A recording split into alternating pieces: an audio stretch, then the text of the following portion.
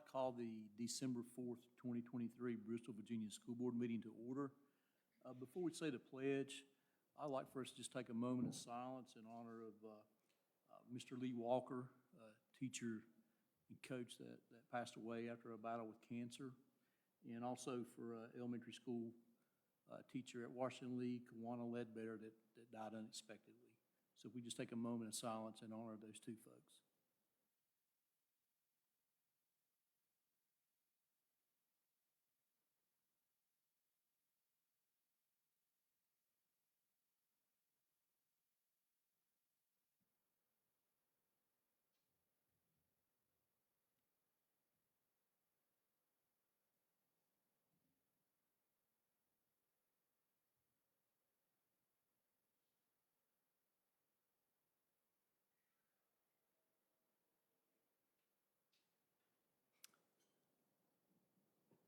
All right, if we could stand and say the pledge. I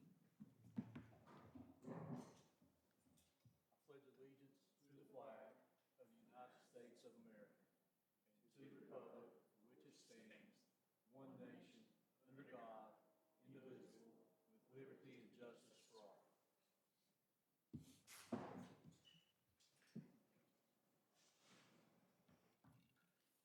All right, I'd like to thank everyone for coming out tonight.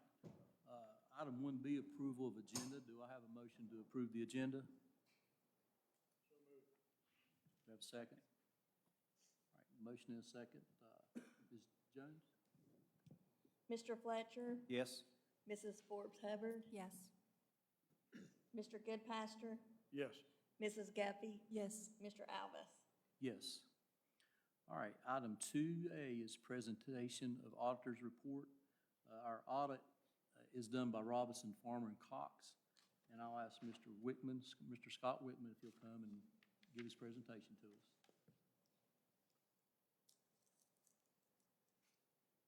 Thank you, Chairman. My name is Scott Wickham, and I'm partner in charge of the school board's audit. Worked with you all for a few years, and I'm here to give you a couple of results of that audit. You just received a hard copy. You may have received a draft electronically here in the last week or so. Want to point out it does say draft right there on the front of it. The audit is pretty much complete. We are waiting on the attorney response to our annual normal inquiry. We've not received that response yet back. So once we have that, assuming nothing's out of the ordinary, there will be no changes to the report. So that's the only item that's outstanding. Otherwise, it's pretty close to being finished. So with that, I'll go through some high points in this report and then take questions. First, I want to point out the opinion starts on page 2, the independent auditor's report. And again, the school board received an unmodified, clean opinion, which means the financials are materially correct. The staff does a great job here of keeping the financials in good order for us. The next section on page 5 is the management's discussion and analysis. And Tammy does a good job of summarizing this year versus the prior year to give you some perspective on the information. So it's a very high level view of the financial statements, but it's a good portion to read as well. On page 13, Exhibit 1, is your statement of net position, or your balance sheet, if you will. And towards the bottom, you have net position or net worth in various buckets. Net investment in capital assets of $22 million. That consists of all of your school board buildings, your school buildings, your vehicles, all of those items less related debt. So the little bit of debt you all do have are your energy leases, things like that. It's about $22 million. What page are you on? On page 13. And then you have the restricted section, which are funds you all had on hand that were for cafeteria or grant funds. Actually, page 13, not PDF, page 13, sorry. It's a few more pages. And then you have the unrestricted portion of negative $18 million. And that's very common for school boards. That negative $18 million is primarily made up of the pension liability owed to the state. There's nothing you all can do about that, essentially. It's allocated by the state. the state tells you how much you all need to pay each year, and you all pay that amount. So the liability is nothing that the school board has done wrong. It's just an allocation of the state that is a deficit statewide that they allocate based on the salary percentages that the city has here. So want to point that out, that's very common. Most Virginia school districts have that pension liability reported, and the impact there isn't unrestricted.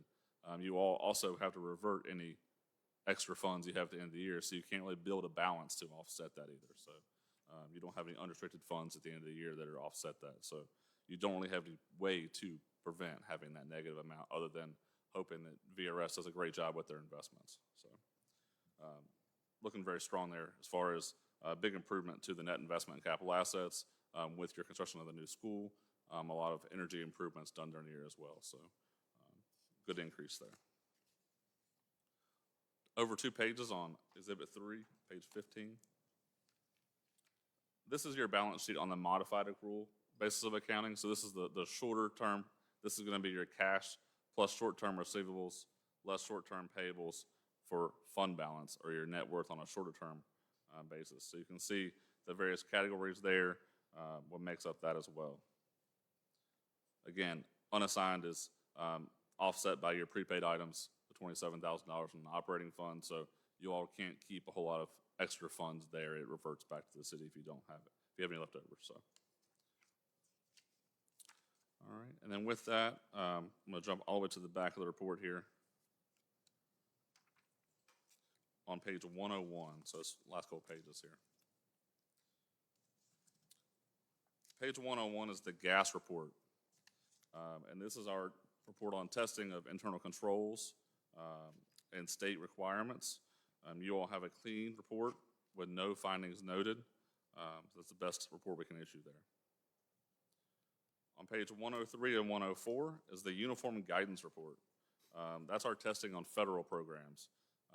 A lot of the school boards, including you all, have had a big increase in COVID-related funding, the ESSER funding and those items.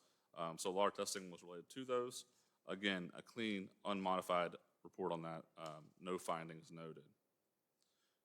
On page 106 and 107, we do have the itemized listing of federal funds. Anything that's related to COVID-19 funding is designated as such, but you'll see it's a significant amount there has come through for that.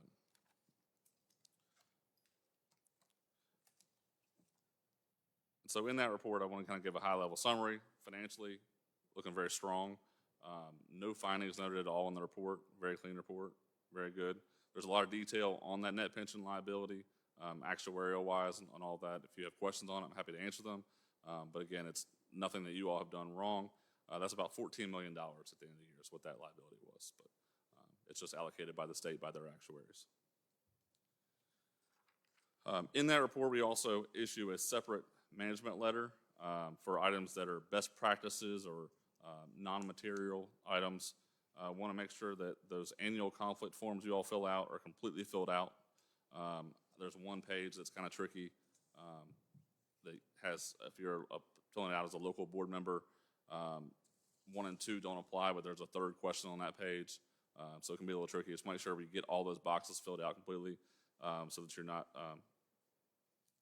misinforming that form. So, and then the second one, during our federal testing, we had a $300 error in ineligible funds used. That was the only isolated item we had in testing error. So want to make sure we have a good process in place to make sure that everything is eligible that's claimed, but only $300, so it was not reported anything else.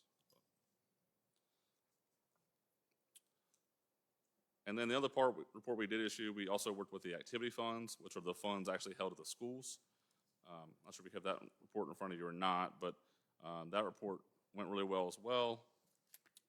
You all did have about $240,000 in total funds held at the schools. A large portion of that is at Virginia High School, used for athletics, club activities, and such like that. So we have a list of recommendations as well with those. I don't plan to go over those, but we keep improving each year on that. So it's good to see the schools working towards having fewer and fewer recommendations on those. So overall, really happy with the improvements you all have made and the financial system here. I know the The new Munis system went into place a couple years ago, so that was very helpful to help us audit remotely. We were able to get a good head start before we came on site. So the staff does a great job, and you're in good shape. Any questions? This is a very extensive report. What do you charge for this? I think it was 35,000 or so. I don't know. Thank you. I'm sorry. I've got something here I don't know how to operate. There we go. All right. Any other questions? Anybody have other questions? I appreciate your report. It's always good to hear that, we have a report without cause, and that's good to hear. And just some errors in filling out our forms, probably mine. I can't remember, but it might have been one or two. So yeah, It's probably mine, but that's good to hear. So I appreciate that, and we thank you guys. all right. If you have questions all the time, just let me know. Reach out. Thank you. Yeah, thank you all. I would say also a reflection on Tammy and her Yes. work. Tammy, excellent work. Yeah. And the whole team, Yeah. takes a village, as they say. All right. Thank you. Thank you all.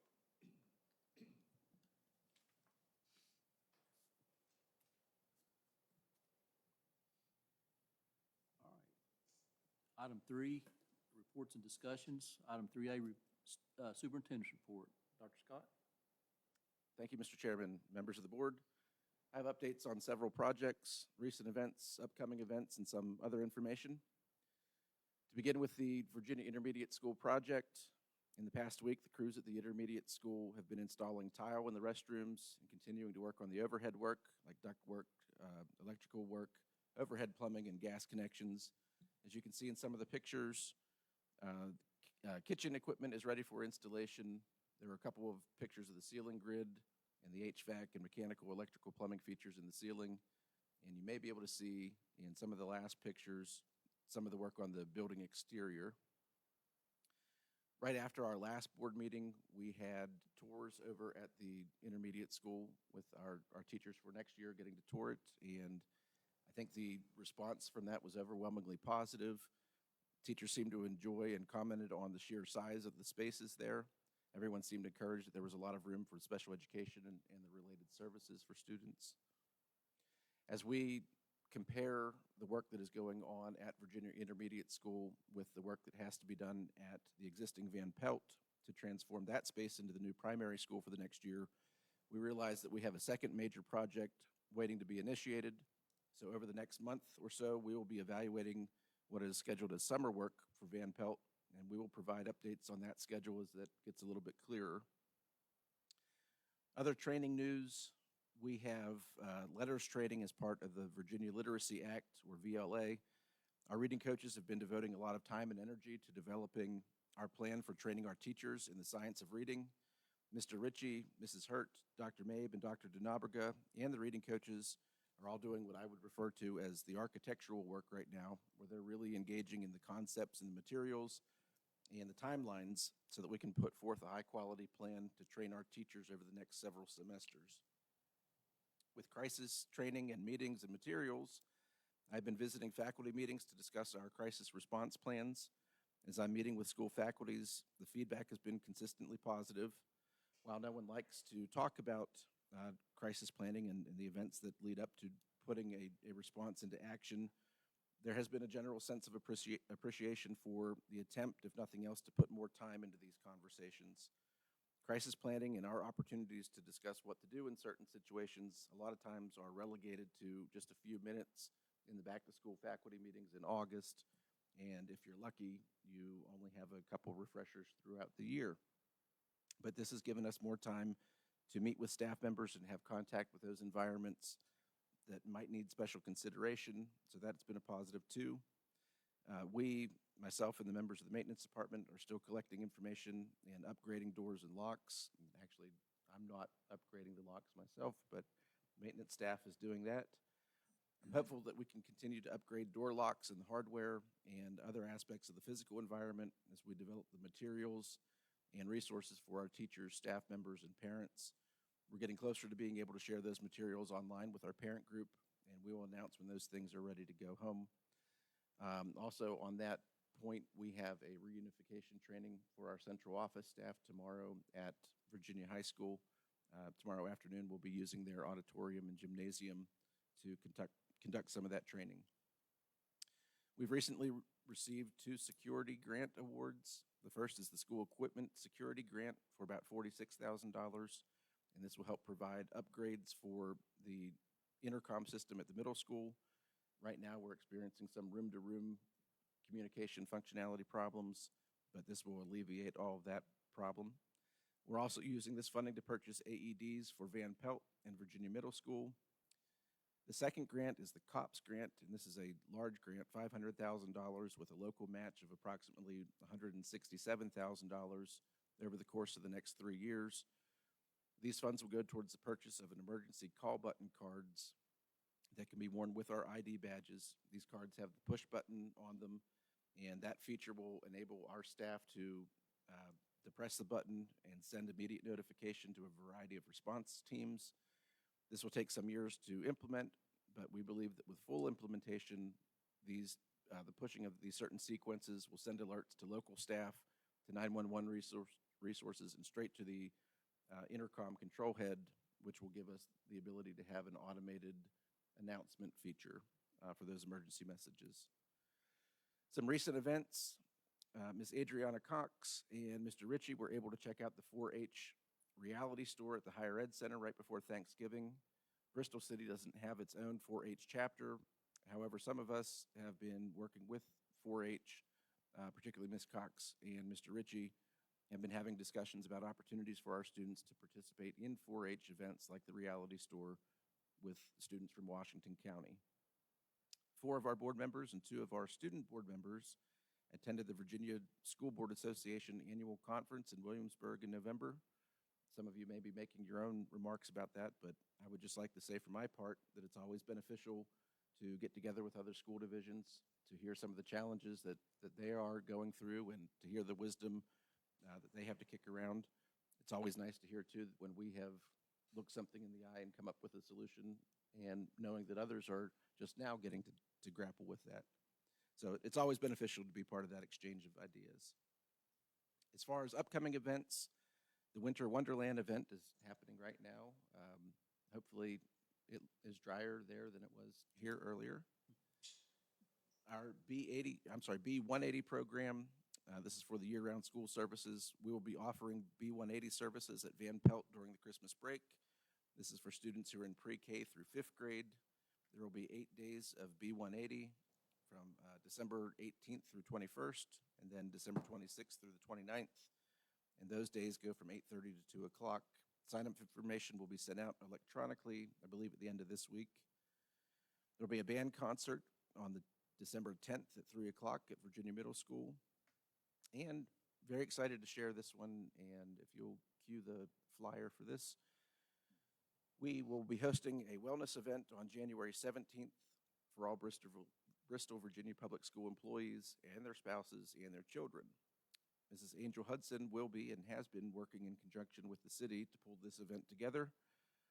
The flyer is attached to the agenda online, so you can get more detail there. But some of the highlights include we already have 27 vendors signed up, and all employees who attend the event will get some Bearcat merch and recertification points and staff development credit. And with that, that's the end of my report, Mr. Chairman. Thank you, Dr. Scott. Any questions about his report? I really like the push button in the badge. I think I like that whole idea of not having to try to get a phone or some other way to get in touch with the office. Yes, sir. We're very excited about that, and the intercom aspect for the other grant, I think, will be in hand and delivered much more soon than the push button. But push button is very much something to be excited about. Yeah. That intercom at the middle schools needed help for a long time. Yes. So I'm glad we got that. All right, item 3B, Student Board Representative Report. So As Dr. Scott mentioned, a few weeks ago, Dia and I attended the State School Board Conference in Williamsburg. We attended a workshop with other student reps. In our workshop, we heard presentations about individual leadership skills, interior design as it relates to schools, and how to draft policies and present them to the board. At the end of our workshop, we played School Board Jeopardy, and I feel like that really helped us get to know the other students. Overall, we learned that attitude is everything. It is difficult to represent the interest of the student body if we don't have positive attitudes. We also learned that even though all of our students present were from very different school districts across the state, we all face the same issues. Some issues that districts are dealing with include cell phone policy, dress codes, and attendance policies.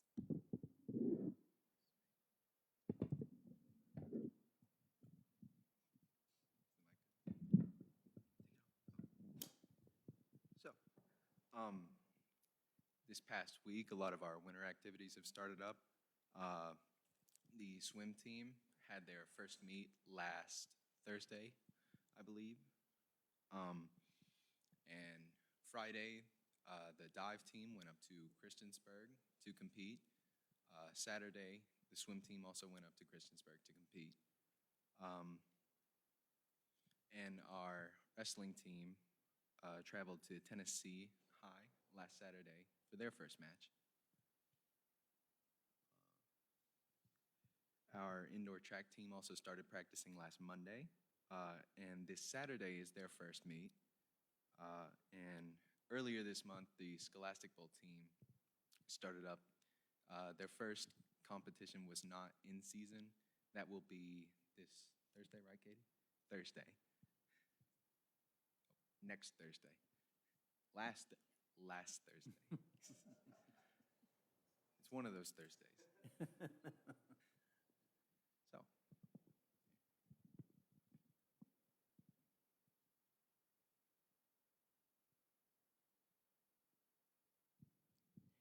Our Virginia High swim team. Oh, my bad. This is also sports related. As students are settling back in after Thanksgiving break, our varsity men's and women's basketball took the first win of the season. The men's varsity score was 74.41. The women's varsity score was 49-15.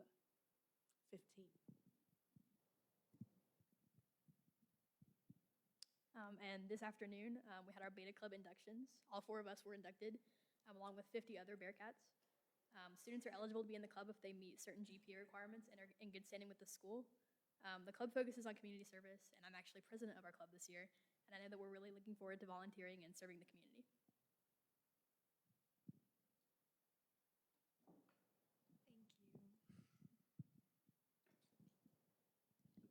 Thank you. I just wanted to thank you both for coming to the VSBA conference. I attended a session about engaging students in policymaking, and don't tell the other districts this, but I think we're really far ahead with what we're doing with our student reps. A lot of the stuff they were talking about, you all are doing a lot more engagement. You're a lot more involved at the board level, so I was really excited about that, and I appreciate y'all making the trek to go. What's the GPA threshold for Beta Club? It's 3.2. 3.2.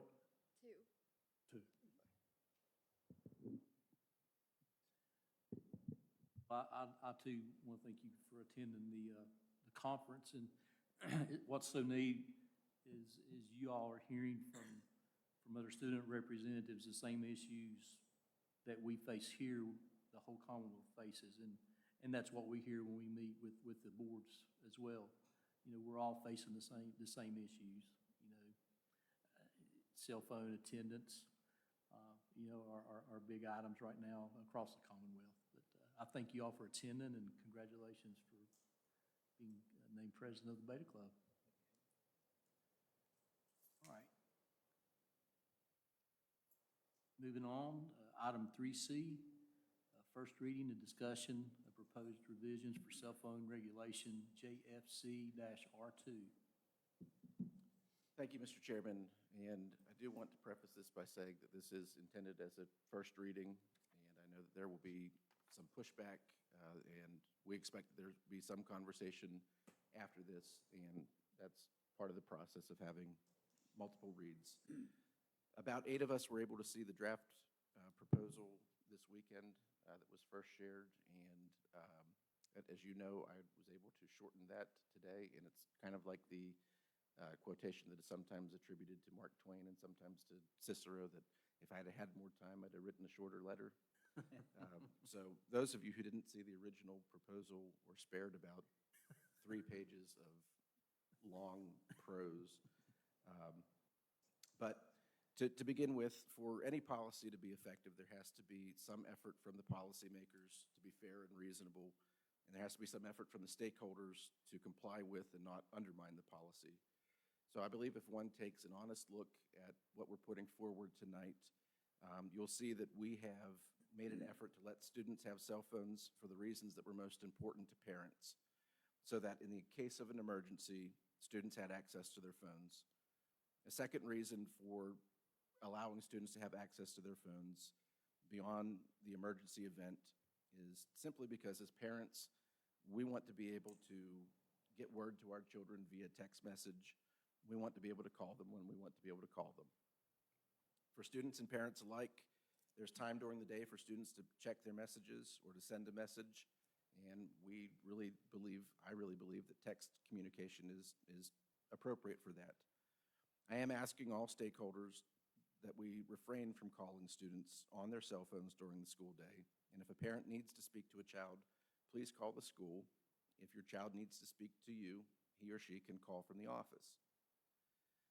I believe in what we're proposing. Teachers will see an honest attempt to keep cell phones from being a distraction during instruction. Under this policy, the default position is that students are not to be looking at or swiping through content or sending messages or anything like that during instructional time. Furthermore, I'm not saying that this is while teachers are teaching, but for the whole period that they're in the class. So this is from the time you enter the room till the time you leave the room. For this next part, and as I speak a little bit about why the partnership is important between the parents and the schools, I want us to look at this from a slightly different standpoint so that it doesn't feel like this is me versus the parents, because I have a tendency to think that as we're saying parents have to come pick up the phone and do this, that it becomes kind of a me versus them proposition, and that's not the case. I want parents who are listening or who may watch this to understand that what we're talking about is the situation where it is the students who have had cell phone violation issues and how that's detracting from the education that your child is getting in the classroom. So as a parent, it is reasonable to want your child's teacher to be focused on delivering good, meaningful lessons and to be able to respond to your child when your child needs assistance. When somebody else's kid's cell phone is preventing your child from getting the help that they need from the teacher, I want you to know that after one warning, I'm going to be making that other kid's parent come to the school because his or her child is interfering with your child's education. I know that there are other concerns that need to be addressed in this process. The idea that cell phones are personal property, and they're very expensive pieces of personal property at that. As I was thinking about this, it's almost as if bringing your cell phone to school is only a little bit more practical than bringing a flat screen TV to school. And if you brought a flat screen TV to school, we would want you to keep it turned off. We'd want you to keep it where it's not bothering others or interfering with instruction. We'd want you to keep it under wraps. And if you couldn't, we'd say you have to stop having access to that during the day. We wouldn't want to keep your TV. We don't want our teachers trying to keep up with somebody else's TV, let alone half a dozen more. We surely wouldn't be trying to break your TV if we did end up with it, because we know that people pay good money for those. But this has always been the case. When you have something disruptive at school, it can be confiscated. It doesn't matter if it costs $1,000 or 25 cents. We've always taken laser pointers away from kids. We take gum away from kids. If you brought your dad's lighter to school, we would take that away. The things that have value, whether it's a dollar amount or sentimental value, they get to go home after we take them away. In terms of cell phones, it's pretty much the same. We know that parents want their students to have these expensive phones in the school, and I understand. I have a child who has a cell phone. I want him to have it so I can see where he is on Life 360 during the day. I want him to have it so I can text him when I'm going through the car rider line and hoping he's ready to be picked up. But from the school's perspective, we don't want the cell phones to be a distraction. We don't want them to take away from instruction. We don't want them to take away from your child's ability to focus on their classes. I don't want the cell phone violations to create a power struggle between the child and the teacher, because that tug of war ends up putting the child and the parent on one end of the rope and the teacher on the other. And that's just a recipe for ruining relationships. There's already some commentary going on about whether the school should take student cell phones when there's a violation, or whether the school has any right to confiscate personal property. And this is where it becomes a little bit of a tango that kind of goes like this. We say, don't break the rules. The students break the rules. We say, if you're going to break the rules, we're going to take your phone. And then the parents or the students say, you can't take my phone. And to some degree, everybody's right with that. We're not going to forcibly take any phones. But we are going to say that if you don't give up your phone, and you can turn it off, you can turn it into a paperweight or have it dead as a doornail, however you'd prefer, if you don't hand it over after you violated the policy, then the child is going to be suspended. This is, again, before the pitchforks all come out, this is part of a proposal for a first read. If you're saying, if you take my child's phone and break it or lose it or it gets stolen, then you're going to owe me a new phone. Well, I say not so fast. We already have a policy that says if you bring your own device, then you're accepting liability for it. But I don't want you to think that we're automatically going to become liable for every cell phone in the city of Bristol. If you give over a working phone to a school administrator, you should expect to get back a working phone with no additional cracks and no chips out of it. If we damage a phone through bad luck, we'll help to get it repaired.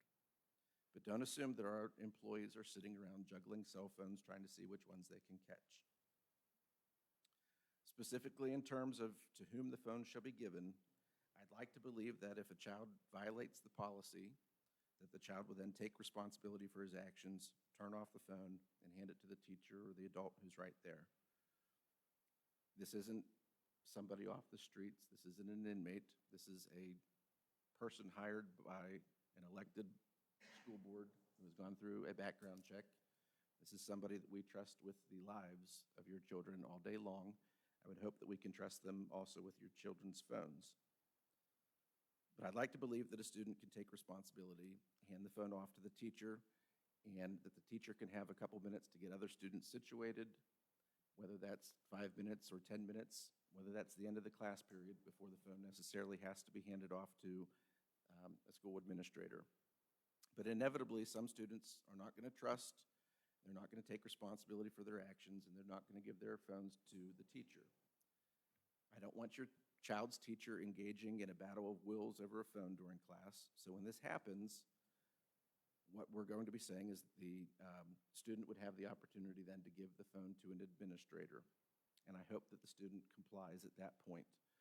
If students are unwilling to give their phones over to the administrator, then I'm going to support the administrator's suspension of those students. I'm going to advise principals and assistant principals and office clerical staff to keep the phones safe. The policy suggests that parents should not retrieve the phone before the end of the school day. The reason for that is that we don't want the phones collected and handed straight back to the students before the end of the day. Sorry, I've lost my place here. Personally, if a parent isn't able to come at the end of the day, or it is only able to come between, say, 1 or 2 o'clock, personally, I would hope that the parent arranges to come in the next day, and we can be flexible there. But part of the reason that I do want to take our time with this is so that we can work out some of the mechanics with our administrators to make sure that we're thinking through how to be thoughtful. There is some logic here where we want to make sure that the parents have to go out of their way to pick up the phones, but at the same time, we want the punishment to be felt with the student, not with the parents necessarily. As far as the actual policy and regulations are concerned, I think it's pretty straightforward. Students can have their cell phones at school During class time, the phone should be concealed in their clothing pocket or in their book bag, and they should be silent. They should be out of sight so that teachers can continue instruction. Students should not be using their cell phone unless there is a specific direct permission from their teacher. So by default, the position is that the students are not using their cell phones unless the teacher actively says you have permission to do so. Students can use their cell phones in the hallway before and after school, during class changes, and during lunch. But there are times when students should not have access to their cell phones. This is during tests and during exams, and when students are in an experiential learning environment, like a lab with heavy machinery, or when they're training for certification in a CTE class. I believe it is reasonable to ask students to put their phones in a book bag and to leave their bag against a wall at the front of the room during a test or during some hands-on learning experience. If there is an emergency, I believe students can retrieve their phones at a moment's notice. I want students to be able to access their phone during a lockdown or during an evacuation. This is part of what we're instructing teachers when we do our crisis response trainings. I think to ask students to be separated from their phones for these few reasons is not unreasonable, particularly given the fact that they'll still be in such close proximity to their phones. The violations have a progressive discipline approach. The first violation allows the student to stay in class, or if he had to go to an administrator to hand it off and hasn't been too difficult in that process, he will be welcome back in class. The student can pick up the phone at the end of the day. On a second violation, however, the consequences is only slightly more strict. The student will have in-school suspension and lose the phone until the end of the day, and here we're asking the parent to come pick up the phone. I believe that if we continually allow the student to pick up the phone at the end of the day, we're not really going to see any change in student behavior. The third and any additional violations will result in an out-of-school suspension for the student. My hope is that parents have conversations with their children and tell them that they better not be getting called to the office to pick up the child's phone. Again, this is a first reading. My intention is that we gather some feedback, talk to our administrators about how to fine-tune some of the process and the logistics and expectations. And with that, I ask the board for your comments, questions. Before we do that, let me go ahead and just make the reading of the policy. Proposed revisions for policy JFC-R2, cell phone policy for secondary schools. Students may have cell phones in their physical possession at all times during the school day except during tests and examinations and when actively participating in experiential learning activities, labs, field studies, etc. When students are not allowed to have cell phones in their physical possessions, cell phones may be kept in book bags or voluntarily placed in a collection area in the same classroom as a student. Phones not in the physical possession of students should be silenced, far enough away from the student to prevent distraction and accessible in case of an emergency. Students may use their cell phones before and after school, during class changes, and during their lunch periods. Cell phones are to be silenced and concealed in the student's clothing or book bag during class time. Students may not use their cell phones during class time unless the faculty member providing direct supervision gives the student specific permission to use their cell phones.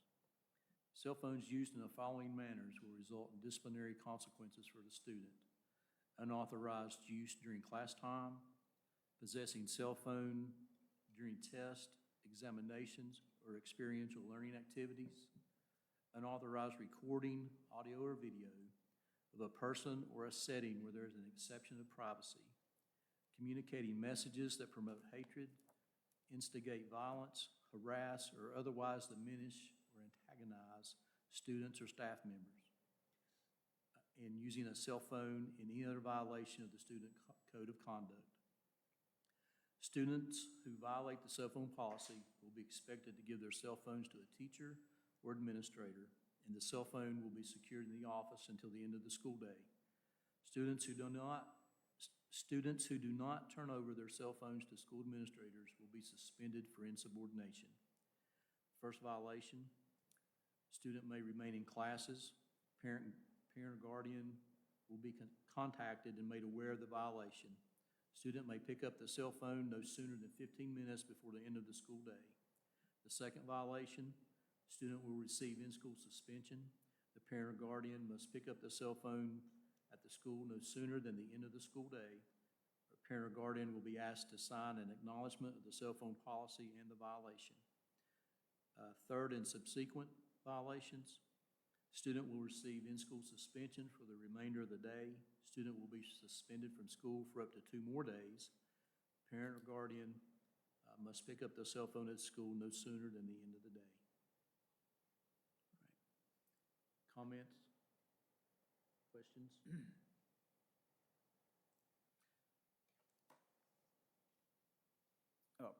First, I'd like to reflect on what Dr. Scott said about the distraction of one cell phone. It's kind of, to me, it's like someone walking in the classroom door. I mean, it disturbs the whole class. It's not just that student. It's not just the teacher. I mean, it's the entire class.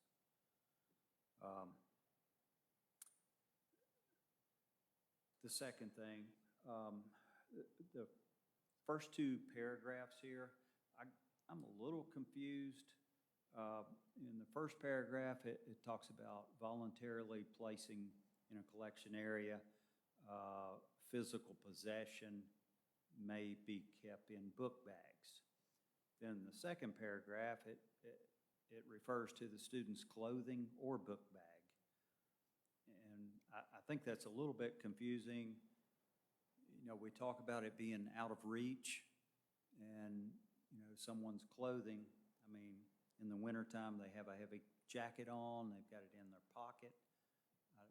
I don't know, I just can see where that could be a little bit a gray area maybe versus just putting them in a collection area or book bag. I think if you start talking about clothing and pockets, I think it kind of gets a little bit messy there, in my opinion.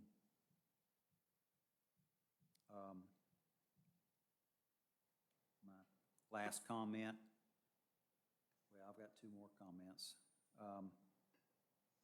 I think the teachers, everyone needs to be in agreement that they're going to enforce this equally. I mean, you can't be a slacker. Hey, now next time I'm going to issue your first warning.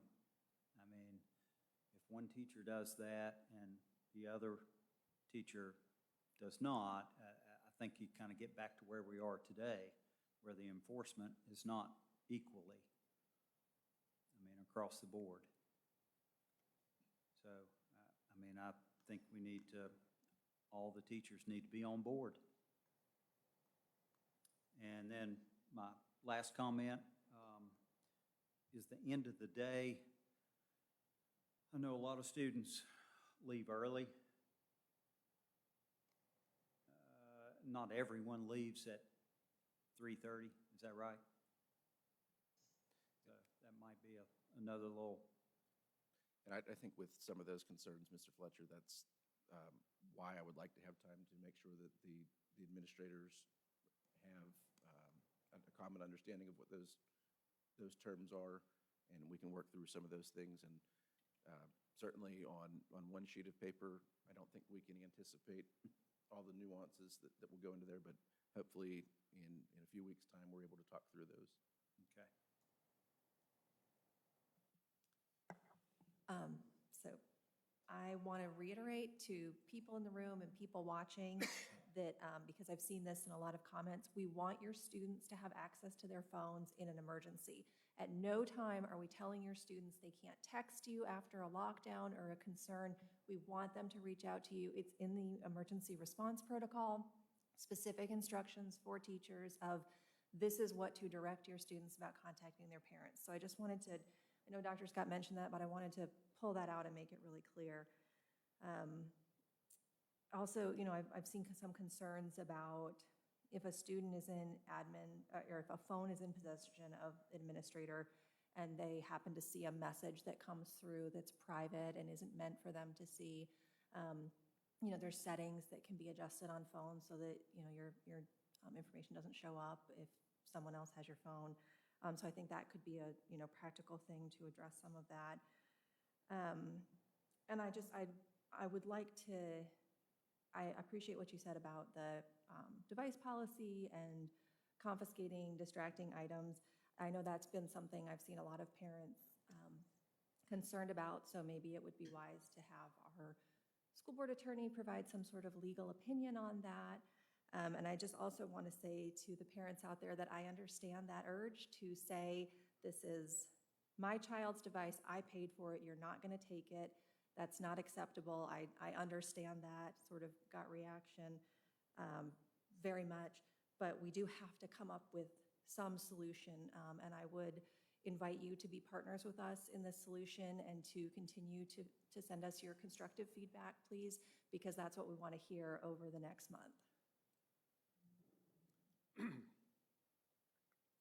I think it's important that parents understand that they shouldn't be calling their children at school unless it's an absolute emergency. And just a gratuitous call to see how you're doing or something like that, if it's on, it's going to disturb the classroom, the ring or the buzz or whatever. So we need buy-in with teachers and parents and students, all the stakeholders. I just wonder about earbuds. You mentioned silence. I've got some feedback here. Silencing the phone, but the phone can be silenced and across the room, and they've still got earbuds and can hear music. So I don't know if you want to include that in some way, that there won't be earbuds in ears, possibly, some other way, some other method to be included.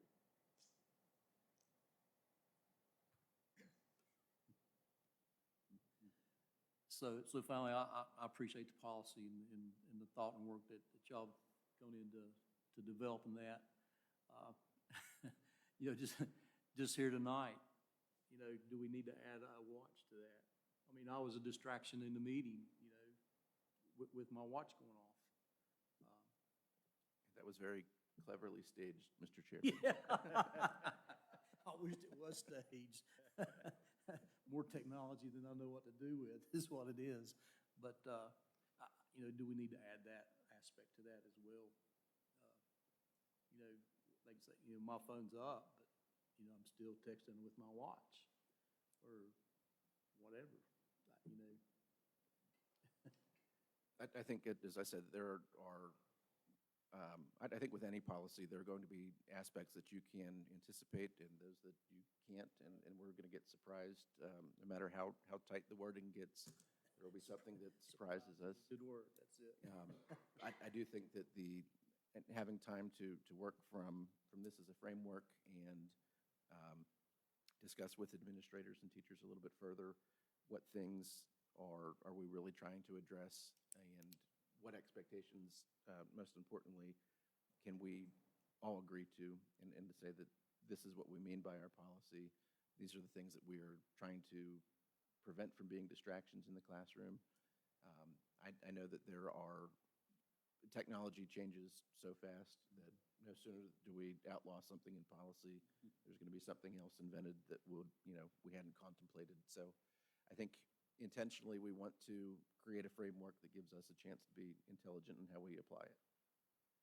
And can I jump in one more about the phones? And maybe I'm hopelessly naive here, and everybody is like using not their phone, their watches, and everybody's using their watches all the time to text. I find it very challenging to text on my watch. And so yes, it buzzes with notifications and stuff, but the whole point of the wearable tech is, at least for me, it's tracking your biometrics and it's giving you all this cool data. So if I would almost lean towards, let's not include watches and smart, wearable tech devices in this, and then we could just see if it turns into a problem. But I mean, if the kids are doing this in class, it's pretty. If they're texting on their watch under the table, then they've got some marketable skills, and they can be teaching us all classes on that, because that's very, very complicated. Well, I mean, I understand that, but what about during test time and that kind of thing? Yeah, I mean, maybe it's like just during tests, you have to, put it in your bag or something, but like in a regular learning environment, it seems like it wouldn't be that disruptive. And I say that knowing this is recorded, and maybe 6 months will come back and all laugh at me, but, in a general environment. What about earbuds? Did you mention that? I did. You did. I didn't hear you. I'm sorry. Earbuds. That's when it was squealing, sorry. Well, you know, Just a the whole consideration. thing about cell phones in class, it's common sense. You don't need them. Parents ought to, I'm sure they understand that. Students understand it. Teachers understand it. It's like, we all have freedom of speech, but you have to contain your speech. When you're in class, you don't interrupt the teacher during a lecture or something like that. It's bad manners. So, a cell phone going off is bad manners. I just wish we could boil it down to common sense and, granted, we got to have a policy, but come on, everybody, man up. School is to learn, not talk on the phone. Well, I'm in total agreement of that. I really wish our policy for this could be 2 or 3 sentences. I just, if everyone could walk in the classroom and hang their phone up, it'd be black and white. But And Mr. Fletcher, my hesitance with that kind of solution is, I think that's where we invite that liability in. yeah, When we compel a student to put them in kind of a collection bin, I had imagined that would be something that could be an option for students. More likely than not, they would keep it in their own bag, put their bag some distance away from them. So our student board reps told us that there's some attachment to that, knowing where it is, knowing that it's right there, might help them a little bit with some of that separation anxiety they might feel with their phone. But I am a little hesitant to suggest that the standard operating procedure would be that we would put them all together. I think that might invite some more cracked phones. other problems. Yeah. I could see that, sure. And I would have to agree with our student board reps, and maybe it doesn't reflect well on me, but just when you're talking about you have to put your phone up when you walk in a classroom or whatever, if I'm putting myself in that situation, it does give me that immediate, like, I can't have my phone out of, like, my work and personal phones are right in this backpack right here. I know where they are. I wouldn't want to leave them in the car or leave them at home. It's like a part of our lives now, I guess, that we're overly attached to these devices, but I have the same thing. Don't judge me, Steve. I'm not judging. Any more comments or good discussion? And I think we got a groundwork for a really good policy.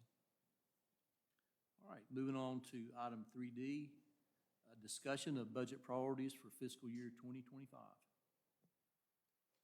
Yes, Mr. Chairman, these are strikingly similar to last year's budget priorities.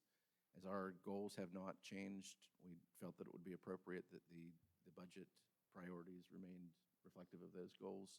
But if there's anything there that we would like to pull out specifically, we can have that discussion. Are these in any particular order? Like we're going to put more funding towards A and less towards G, or they're just in a random order? I think that that's just sort of how they fell on the page. Right, I think as an employee, we would want to see G listed first, but I don't think that these are necessarily rank order.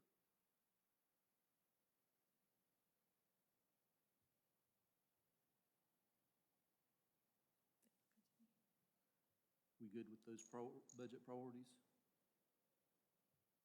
as we start the budget process? Okay. All right. All right, item 4 is public comment. I do not have any cards.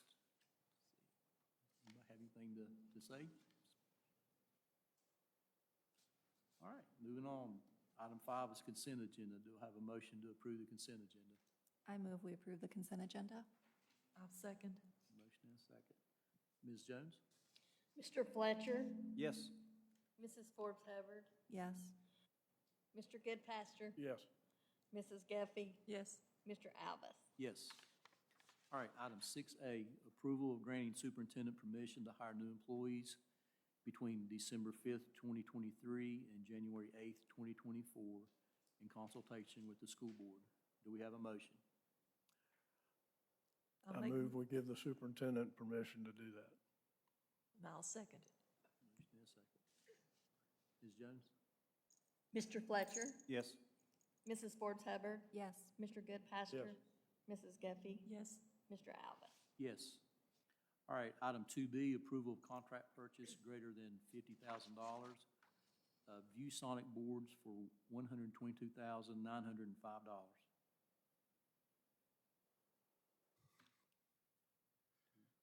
What's going to happen to the smart boards that take out? What do you do with those? That's an outstanding question. I will have to get more information from Mr. Shelton and Ms. Jones, but the reason that we are going to be replacing them is that they are beyond the point where the updates are going to help them. So right now, there's a lot of very heavy equipment that probably isn't worth very much right now. But Ms. Jones, do you have any other insight on that? I do not. We can check with Mr. Shelton. Yes, ma'am, I will. I was just really curious as to what happens to it. So can we get a motion for that? I'll make a motion to approve the contract purchase for the ViewSonic boards. Second? Motion and a second. Any other questions or discussion? Yeah, the smart board, I don't believe I've ever seen one. How big are they? They are just about 6 by 6 panels. Isn't that what's in the boardroom in there? Isn't that a smart board in there? Yeah, there might be one in, So it's a electronic blackboard, yes, sir, an interactive whiteboard, we call them, yes. but it also acts like a computer as well. Well, the oldest versions of them had the ability where they were touch screen, but they relied on a ceiling-mounted projector to project the image up there, and then there were sensors, and they would constantly lose their calibration. But the new ones don't. The new ones are more like a flat-screen TV. So it's like a screen on a Yes, computer. yes, sir.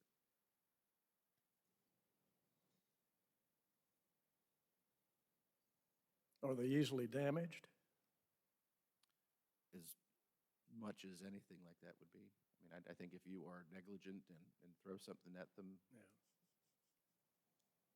we're going to have a strict policy advising It's against. pretty much standard equipment these days. Yes, sir. Okay.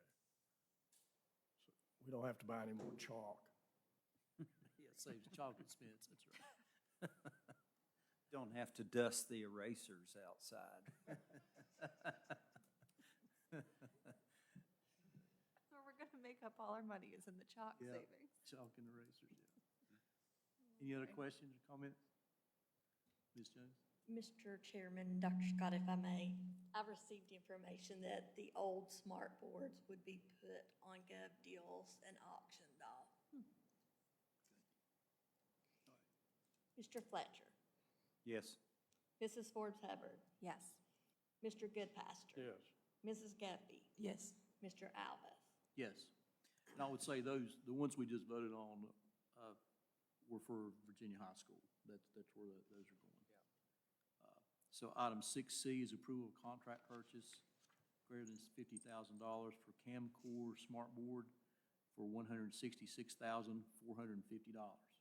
Do we have a motion? I move we approve that contract. Second. All right, any discussion? And these are for Virginia Intermediate School. Yes, it's not loading up here, but I believe that's what it was. Yeah, it says there on the last screen. It's not Yeah, it. it was on there. Yeah, those are Virginia Intermediate School, and the reason that we're getting those instead of the other brand is so they'll match with what's in Van Pelt. Ms. Jones? Mr. Fletcher, Yes. Mrs. Forbes Hubbard, Yes. Mr. Goodpaster, Yes. Mrs. Guppy, Yes. Mr. Alves. Yes. All right, item 6D, approval of purchase greater than $50,000, Creative Learning Systems, Smart Lab HQ, $152,097. Do we have a motion? I'll make a motion that we approve Second. this. Oh, sorry, I thought you were done. Any questions or discussion on these? Again, just for the public's knowledge, I was trying to open this. This is for which schools? It's Virginia Intermediate School. Virginia Intermediate? School, the new Also? Smart Lab, yes. Okay. And it'll be funded with ESSER 3 funds. Okay, thank you. And this is a STEAM curriculum, so that the science, technology, engineering, arts, and mathematics. There's also problem-based learning, so that this will be something where students are engaging with real-life problems and then using the technology, the learning kits and equipment to produce their solutions. This is one I'm really interested. I want to see this work, this one here. I mean, it said they can build, design, build, and parts are produced so they can put it together. So I'm anxious to see all that work together. I'm very excited about this as well. I know a STEM curriculum and a STEM lab has been something we've been talking about, wanting to make a priority, and feedback we've gotten from a lot of staff and parents, so I'm excited about this. Ms. Jones? Mr. Fletcher, Yes. Mrs. Forbes Hubbard. Yes. Mr. Goodpaster. Yes. Mrs. Guppy, Yes. Mr. Alves. All right, item 6E, approval purchase greater than $50,000, Skanska for $108,384. Do we have a motion? I move we approve the contract with Skanska. I'll second. Any questions or discussion about that? And Skanska is supervising our construction at the intermediate school. Ms. Jones? Mr. Fletcher, Yes. Mrs. Forbes Hubbard, Yes. Mr. Goodpaster, Yes. Mrs. Guppy, Yes. Mr. Alves. Yes. All right, item 6F, approval of contract purchase greater than $50,000, Communities in Schools of Appalachian Highlands for $64,010. Do we have a motion? I'll make a motion that we approve this. Second. Any questions or comments on that?